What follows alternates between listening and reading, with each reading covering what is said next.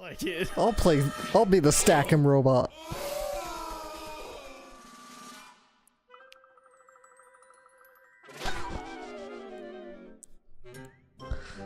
It's like, huh? So what do these things do anyway? Are they some sort of rare collector's item for nerds? Come on, Luke Gallows is very disappointed with you. Are they some sort of rare wait, huh? Yeah. Wibbly wobbly timely wimey, bitches. Whoa, what? Well, did you know about this?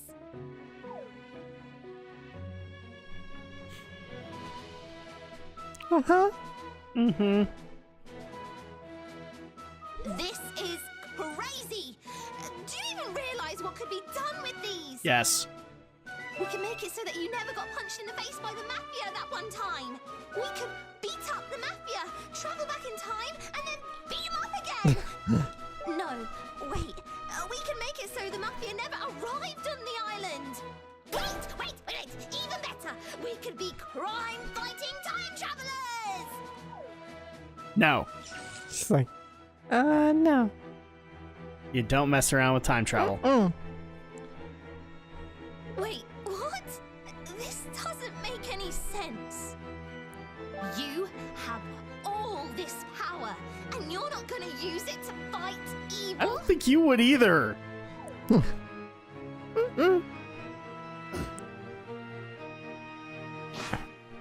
If you're not gonna use them to fight evil, then I will. I'm not gonna let this island remain as Mafia Town.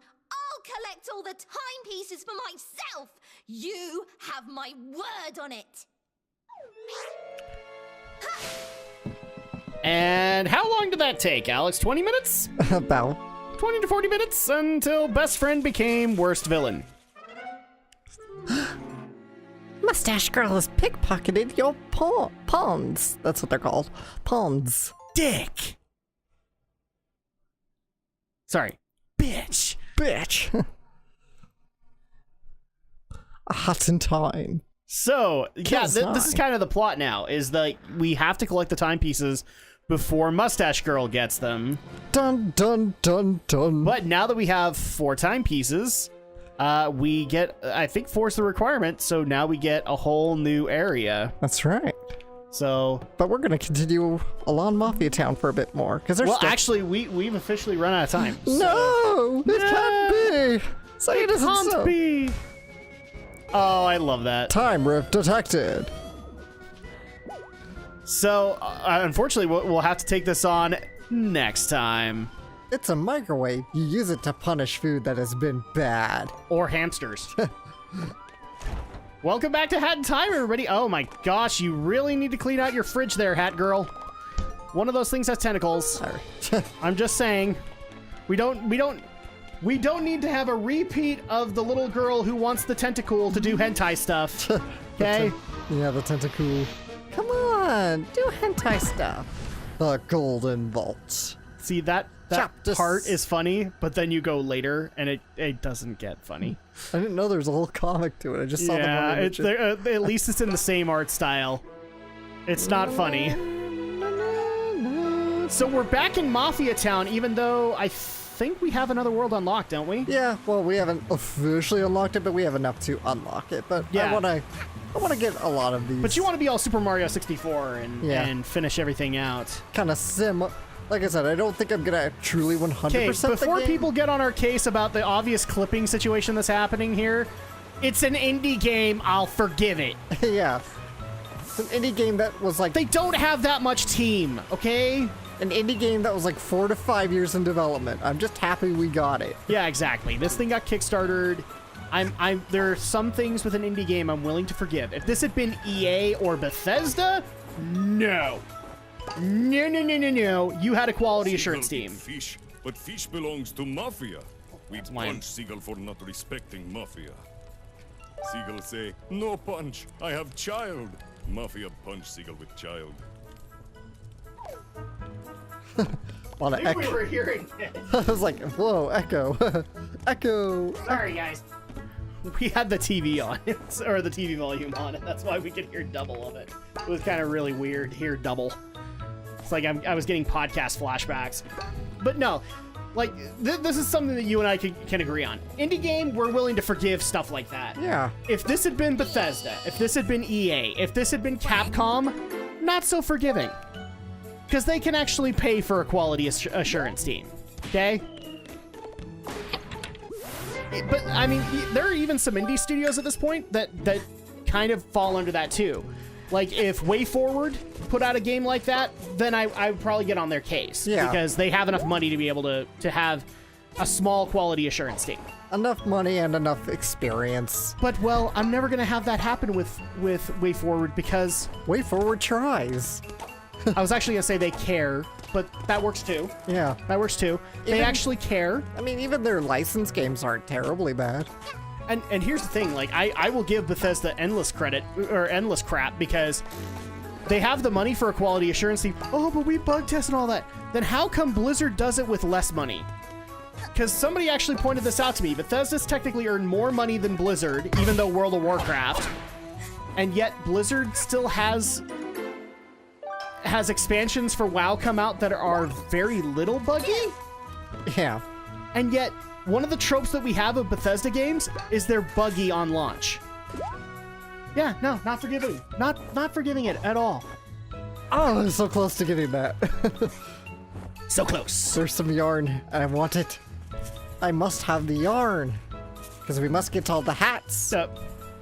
Now, unfortunately, I have a really quick and sad confession to make, people. One more time. And that is that you're not getting the Gundam Moose. No, you're totally getting them.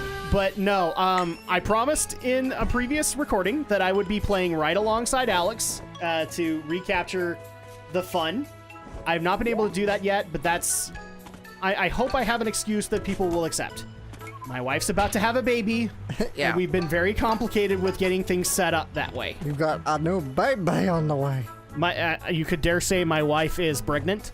Yes. I'm sorry, Gregnant. I'm sorry, I need to say it properly. Pregnant. And yeah, that's why I haven't played it yet. But I am actually looking to get to it, just so that I can play through the game and enjoy it again. More yarn. Awesome. I wonder. No, it's not. Like, I have to clarify this because somebody got the wrong idea, or somebody will get the wrong idea. Let's just be honest. No, this is not two separate playthroughs, people. This is not Pokemon. Yeah. He's the Let's Player. I'm just playing on my own time. I'm re-enjoying some of the jokes, and then we'll re-enjoy them on camera. Because the rate that I go through a game and the rate that Alex goes through a game, different things. I can bust through some stuff, but even then, like, taking time. We're different. How am I saying this? We are different players of games, and that's fine. Yeah. But I don't know, should we hold off on it, or should we just get into the Gundam Moose? Because in case people haven't listened to Pokemon Emerald, well, I'm actually debating whether or not this is going to break before Emerald. But yeah, I finished Victory Gundam. Okay? I nuked through the last 10 episodes. It was painful. It was horrible to do. I actually lost faith in the Gundam franchise as I did it. But Victory Gundam is done, and so here we go. It's time, Alex, for the third BI-DECA-TETRA-ANNUAL Gundamoos. Semi-live from scenic wherever. From scenic Death Valley. Whoa, we're in Death Valley? Yikes. That seems to be WWE's answer to everything, is like, we don't know where they're actually living, put them in Death Valley. Makes sense. They're related to The Undertaker in some way. So the first thing that I want to get into, if you guys want to hear kind of the final assessment, go, we'll even put up a link for the Pokemon Emerald part where I give it, and all the stupidity that followed in the end. Oh, Jiminy Christmas, it was so stupid. Let's see. But that being said, people want to know where Victory Gundam lands in the rankings so far in Gundam. So here we go. In 8th place is Mobile Suit Victory Gundam. Yes, it is the last of my list thus far. it has done enough cardinal sins, as far as I'm concerned, that it is actually worse than Mobile Suit Gundam, which is number 7. And I didn't like the original. Like, Alex can attest to this. Yeah. Victory had to do a lot of crap to be able to be worse than that. And it did. Oh, yes, it did. Coming in at number 6 is Mobile Suit Gundam F91, which I'm thoroughly convinced is kind of the inspiration for Victory. A lot of crap happens in Victory that feels like it's a much more fleshed out version of F91. And yet F91 made it more interesting by having a Darth Vader. Yeah, it did. Up next in number 5 is Mobile Suit Double Zeta Gundam, because at least that shit was funny. That's the main reason why I like Double Zeta now, is because it actually was funny. It actually decided to have some slapstick along with the plot. Number 4 is Char's Counterattack. That's probably the only Universal Century thing that I'm taking seriously, especially if it involves Char and Amuro Ray. Number 3 is Zeta Gundam, because holy crap, we had a Gundam pilot threaten to beat up his bully. Amongst other things. It actually was pretty serious and was actually interesting enough to follow. And then finally, so number 2 is Gundam 0080 War in the Pocket, because, well, you can do anything as long as the voices of Digimon are involved. I still think you ought to watch 0080, like, for 12 days of anime. Wow. I was starting to think all Gundam was just dubbed in Canada. Hey. Hey. I actually want to see, like, what you think of it, because you like kids series and anime, like when they do kid stuff. Yeah. And that's what 0080 is. It's kids trying to be adults and kind of failing at it, but it works. And then finally, nothing has changed in my number 1. It is Gundam 0083 War in the Pocket, or not War in the Pocket, Stardust Memory, because I will gladly watch this over Victory Gundam any day. But on to the awards themselves. So here we go, people, and you'll get illustrations as things go along. Our first award is we're giving out the I Make Amuro Ray Look Like a Real Boy award to Uso Awin for somehow being more annoying than freaking Amuro Ray. And trust me, that's pretty annoying. Second up, we have the I Make Flay Ulster Look Like a Kind Person award, going to Katajina Los for wanting Chronicle and Uso to fight and die for her hand in marriage, and then she will love whomever survives. Oh, jeez. I'm not gonna apologize to Flay Ulster, but you know what? Yeah, you are actually even more of a bitch than Flay Ulster. I'm not gonna lie there. Up next is, and some of the GUNDAMOO'S that I gave out way before in Pokemon Emerald are going to come back. In fact, the Amuro Ray one is a returning award. The next returning award is the Asuka Langley Soryu Super Bitch Award. Please. Goes to its exact holder, Fuala Griffin, for having a complete Asuka arc by being a horrible, terrible person at first, and then going stupid crazy after getting spaced. I'm not even kidding. Like, so Fuala Griffin technically died in the series. They brought her back, and because she got spaced and had to spend a couple of days out in the cold vastness and loneliness of space, she's gone super bonkers. As she now has a flight suit that she insists on having bells all over it to signify that she's gone to so she's been a survivor of the guillotine. Right. And there's actually an old French custom that you had to wear bells before you went to the guillotine. Oh, really? So she wears nothing but bells, and the mobile suit they put her in actually emits bells to new types. So, like, bell motif, but she is just, she's super crazy. She's gone cuckoo for Cocoa Puffs in kind of a funny way. But since I literally looked at her and I went, you literally went through an Asuka arc. Because you were a super horrible, terrible person to everybody around, and then eventually you ended up in the bathtub and totally crazy. That's the way it went.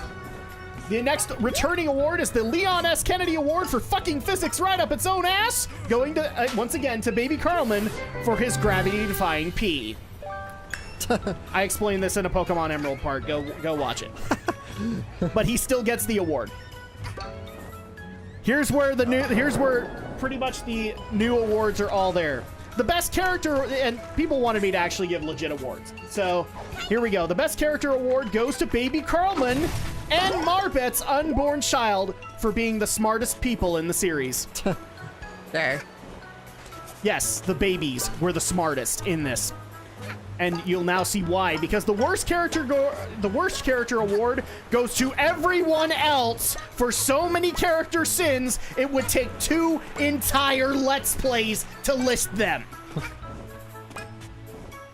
And I know I listed them out. Sorry, I'm getting a drink.